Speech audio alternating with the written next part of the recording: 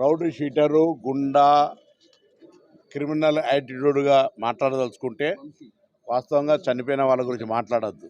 కానీ ఈ జూబ్లీహిల్స్ ప్రజలకు మాగంటి గోపీనాథ్ అంటేనే ఒక భయం ఉండే విధంగా ఎదురు పడేటువంటి పరిస్థితి లేకుండా ఒక భీకరమైన వాతావరణం ఉండే. ఇక్కడ క్రిమినల్ కేసులు ఆయన ద్వారా ఎన్ని పెట్టించిండో ఒకసారి హిస్టరీ తీసుకోండి మీరు కూడా పరిశోధనాత్మకంగా.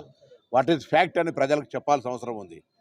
తన సొంత పార్టీ కార్యకర్తలతో పాటుగా ప్రతిపక్ష పార్టీకి సంబంధించి గొంతెత్తితే కేసులు నమోదు చేసి అక్రమంగా అరెస్టులు చేయించి మొత్తం విధ్వంసం చేసి బుల్డోజర్లు పెట్టి ఇల్లు కూలగొట్టించినటువంటి సంస్కృతి గోపీనాథ్ గారిది. సానుభూతి పేరు మీద ఒకసారి, ఎదుటి వాడిని బదనాం చేసే పేరు మీద ఒకసారి టీఆర్ఎస్ రాజకీయం చేసే ప్రయత్నం చేస్తుంది. మాది సింగిల్ ఎజెండా. 10 సంవత్సరాలుగా జూబ్లీహిల్స్ నిర్లక్ష్యానికి గురైంది. ఒక్క డబుల్ బెడ్రూమ్ ఇవ్వలే. డ్రైన్ల పరిస్థితి, త్రాగునీటి పరిస్థితి అధ్వానంగా ఉంది. 2 సంవత్సరాల ప్రజాపాలన ప్రభుత్వంలో ఇక్కడ సమస్యలు, నేను హైదరాబాద్ ఇన్ఛార్జ్ మంత్రిగా హైదరాబాద్లో ఉన్న 14 నియోజకవర్గాల్లో అనేక సంబంధించినటువంటి అర్బన్ ఇన్ఫ్రాస్ట్రక్చర్ ఇచ్చినాము.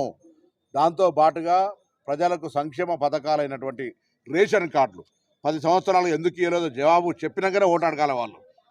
10 సంవత్సరాలుగా రేషన్ కార్డులు ఇవ్వని మేము ఇచ్చినాము. ఇవాళ సన్న బియ్యం ఇస్తా ఉన్నాం. ఈ దేశంలో మొదటి రాష్ట్రంగా 200 యూనిట్ల ఉచిత విద్యుత్ పేదలకు ఇస్తున్నాము. ఇది మీకు ఈర్ష్య కలుగుతుందా? మీరు ఇయ్యద్దని అంటా ఉన్నారా?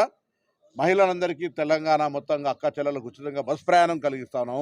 మహిళా సంఘాలు ఆర్థికంగా ఎదగాలని మీరు వడ్డీ వసూలు చేస్తే మేము వడ్డీ లేని రుణాలు ఇస్తూ ఉన్నాము. తెలంగాణ ఉద్యమ స్ఫూర్తి అయిన ఉద్యోగాలను ఇస్తూ ఉన్నాము.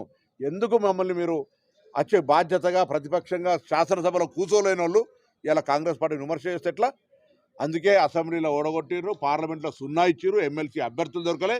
ఇక్కడ కూడా మీకు డిపాజిట్ కూడా దక్కేటువంటి పరిస్థితి లేదు. కాబట్టి ఇలా బీజేపీ టీఆర్ఎస్ కుమ్ముక్కై బీజేపీ అభ్యర్థిని సైలెంట్ చేసి ప్రచారం చేయకుండా చేసి అటు ఒక డమ్మీ క్యాండిడేట్ పెట్టుకొని కిషన్ రెడ్డి గారితో కుమ్ముక్కై ఇలా మీరు ఈ ప్రచారం మాట్లాడుతురా?